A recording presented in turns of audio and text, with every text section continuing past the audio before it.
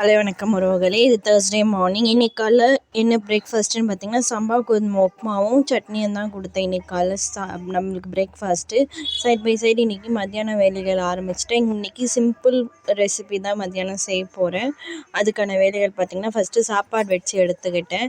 இப்போ பார்த்திங்கன்னா, நான் ஆல்ரெடி புளிக்குழம்பு ரெடி பண்ணி வச்சுருந்தேன். அந்த புளிக்குழம்பு வச்சு புளி சாதம் தான் இன்றைக்கி மிக்ஸ் பண்ண போகிறேன். ஸோ இப்போ புளி சாதம் மிக்ஸ் பண்ணிகிட்டு இருக்கேன். நெக்ஸ்ட் வீக்லேருந்து 3 டேஸ் மண்டே, வெனஸ்டே, ஃப்ரைடே 3 நாள் ஒரு வீடியோ, விலாக், ரெசிபி எது இருந்தாலும் வரும்.